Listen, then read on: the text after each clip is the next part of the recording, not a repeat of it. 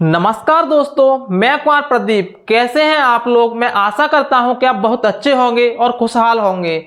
तो स्वागत है आपका एक बार फिर से हमारे नई वीडियो में। दोस्तों, आज का वीडियो बहुत महत्वपूर्ण और इंटरेस्टिंग है, क्योंकि दोस्तों आज हम पढ़ने वाले हैं श्वसन क्रिया। जी हाँ दोस्तों, श्वसन क्रिया, जिसके बिना हम जीवन की कल्पना नहीं कर सकते या फिर जिसके बिना हम जीवित नहीं रह सकते। ऐसा क्या है इस श्वसन क्रिया में, चलो समझते हैं। लेकिन इससे पहले हमारे चैनल पर आप नए आए हैं तो चैनल को सब्सक्राइब करें और वीडियो को लाइक करें और बने रहिए हमारे साथ वीडियो में एंड तक, जिससे हम समझ सकें कि श्वसन क्रिया क्या होती है, किस प्रकार से हम श्वास अंदर लेते हैं और श्वास को बाहर छोड़ते हैं। इस प्रक्रिया के दौरान हमारे शरीर के अंदर कौन कौन सी क्रियाएं होती हैं जो किस प्रकार हमारे लिए महत्वपूर्ण है।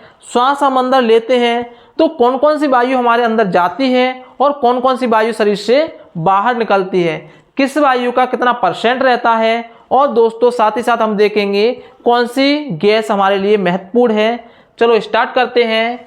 तो सबसे पहले दोस्तों मैं बता दूं आपको श्वसन क्रिया क्या होती है। तो निश्चित रूप से वातावरण से हम जो श्वास ग्रहण करते हैं उसे श्वास लेना कहते हैं, और जो फेफड़ों के द्वारा श्वास बाहर निकाल ली जाती है उसे श्वास छोड़ना कहते हैं। लेकिन इस प्रक्रिया में होता क्या है, तो सबसे पहले दोस्तों हम समझेंगे कि हमारे द्वारा ली गई सांस में, यानी कि हमारे द्वारा ग्रहण की गई वायु में कौन कौन सी गैसें जाती हैं और कितने % यानी कितनी मात्रा में जाती हैं, और जब श्वास हम छोड़ते हैं तो उन गैसों की मात्रा यानी कि उनका % कितना रहता है। इसे दोस्तों सबसे पहले हम देखते हैं।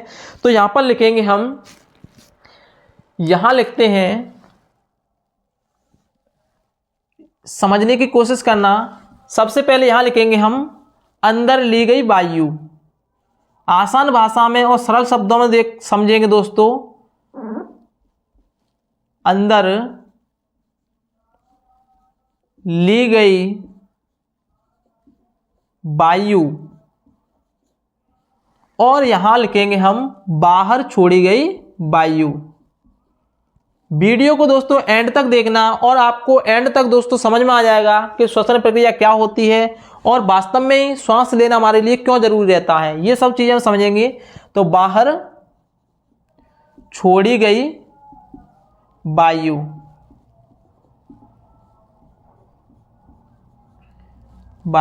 अब यहाँ पर दोस्तों ये अंदर ली गई वायु और ये बाहर छोड़ी गई वायु।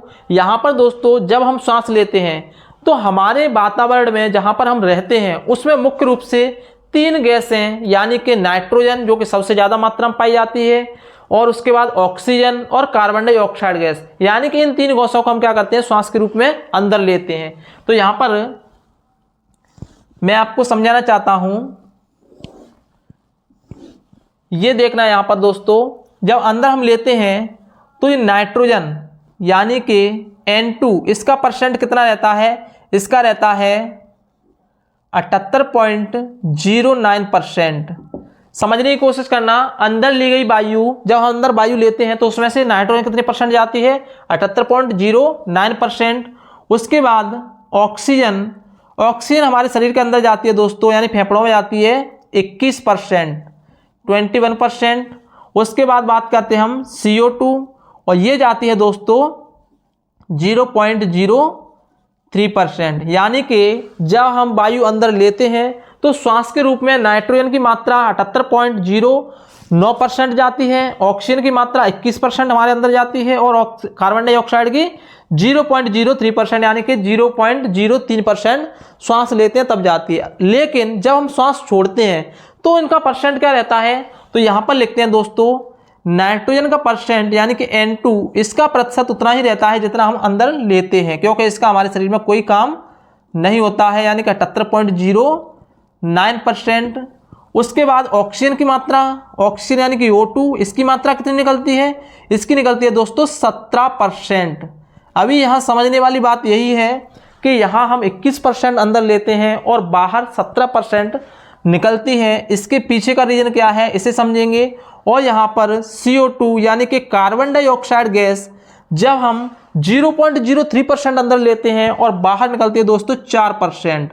ये है दोस्तों सबसे समझने वाली बात, सबसे मुख्य मुद्दा यही है कि हम श्वास जब अंदर लेते हैं तो कितनी वायु अंदर जाती है और कितनी निकलती है। अब यहाँ पर दोस्तों ये डिफरेंस आया है, यानी 21% अंदर लेते हैं और 17% बाहर निकलती है, यानी कि 4% का डिफरेंस।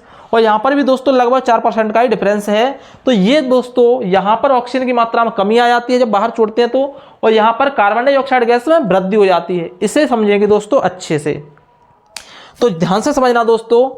अब क्या है इसे देखना दोस्तों, ये पूछा जाता है एग्जाम में, किसी भी एग्जाम में पूछा जा सकता है, ये जो प्रतिशत दिया है और इसे समझने की कोशिश करते हैं हम कि ऐसा क्यों होता है। तो क्या होता है दोस्तों, जब हम श्वास लेते हैं तो हमारे अंदर क्या होता है, ये गैसें जाती हैं, लेकिन जब हम श्वास छोड़ते हैं तो ऑक्सीजन की मात्रा में कमी होती है और कार्बन डाइऑक्साइड गैस में वृद्धि होती है।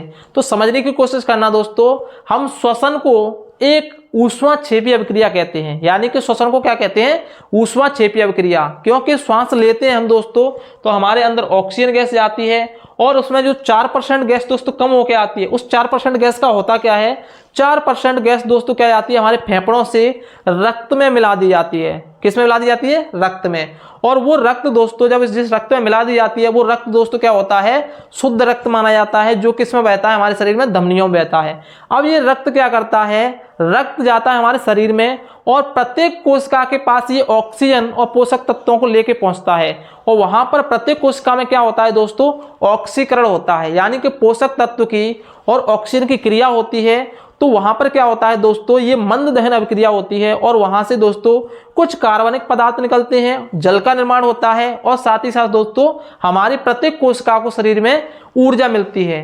तो ऐसे करके दोस्तों ये 4% क्या करती है, हमारे शरीर में प्रत्येक कोशिका के पास जाकर और वहां पर एक मंद दहन अभिक्रिया होती है, जिससे क्या मिलती है, हमें ऊर्जा मिलती है। और जब क्रिया होती है तो वहां से क्या बनती है, कार्बन डाइऑक्साइड गैस निकलती है।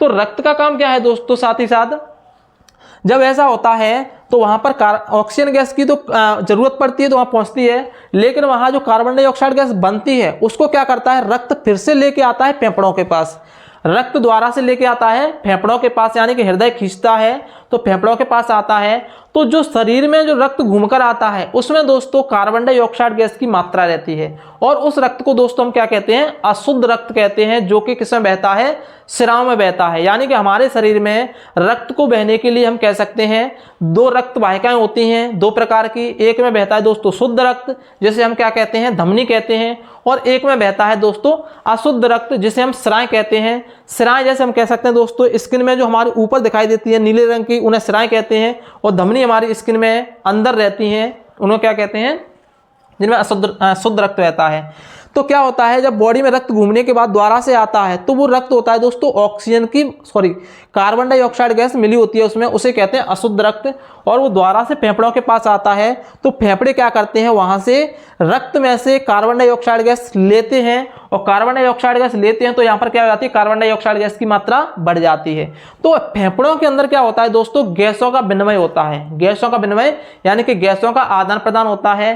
फेफड़े क्या करते हैं, फिर ऑक्सीजन गैस को रक्त में मिला देते हैं और उसमें से रक्त में से क्या ले लेते हैं, कार्बन डाइऑक्साइड गैस ले लेते हैं। यहाँ समझने वाली बात यह है कि जो 4% का डिफरेंस है, तो फेफड़ों में गैसों का जो विनिमय होता है ना, वो 4% गैस फेफड़े किसको दे देते हैं, रक्त को दे देते हैं, और रक्त कौन कैसा हो जाता है, शुद्ध हो जाता है। फिर रक्त हृदय के द्वारा क्या कर दिया जाता है, शरीर में भेज दिया जाता है, और फिर वहां से जो रक्त आता है उसमें कार्बन डाइऑक्साइड गैस की मात्रा बढ़ जाती है, और फिर उसमें से क्या होता है, फेफड़े क्या कर लेते हैं, उस कार्बन डाइऑक्साइड गैस को लेते हैं, और जब हम श्वास बाहर छोड़ते हैं तो यहाँ से 0.03% से कितनी गैस बाहर निकलती है, कार्बन डाइऑक्साइड 4% बाहर निकलती है। इसी प्रकार दोस्तों श्वसन क्रिया के द्वारा ये प्रक्रिया चलती रहती है। यहाँ पर दोस्तों मैं एक छोटी सी प्रक्रिया और बता रहा हूँ आपको कि हमारे शरीर में जो रक्त घूमता है वो कैसे कार्य करता है।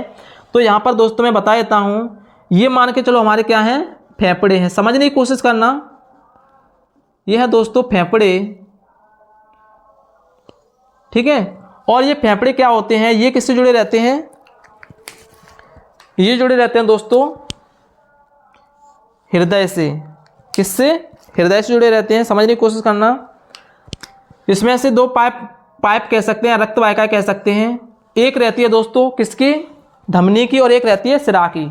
और ये दोनों किस में जुड़ जाते हैं, ये दोनों जुड़ जाते हैं हृदय में। किस में जुड़ जाते हैं, हृदय में जुड़ जाते हैं। यहाँ पर मैं आपको हृदय बता देता हूँ, मैं बना रहा हूँ वैसे ही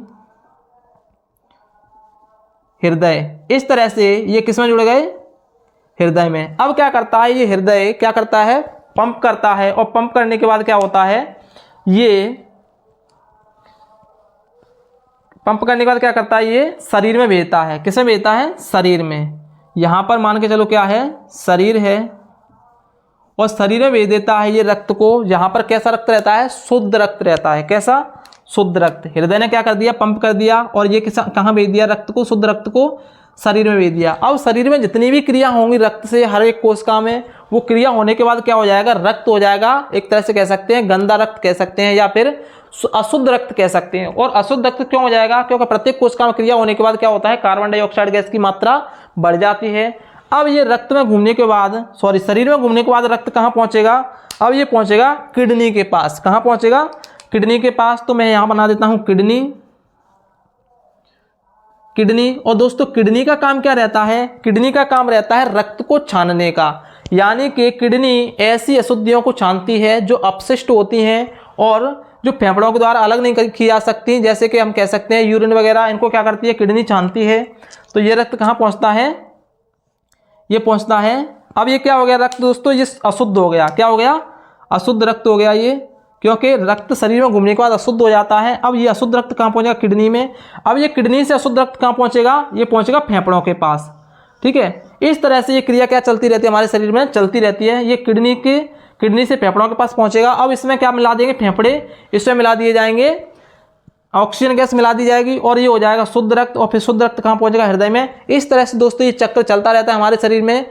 दोस्तों मैं उम्मीद करता हूं कि आपको समझ में आ गया होगा, और समझ में आ गया दोस्तों चैनल को सब्सक्राइब करें, और ऐसी और वीडियो देखने के लिए हमारे चैनल को सब्सक्राइब करके वीडियो को लाइक करें। लाइक कर दो दोस्तों, धन्यवाद।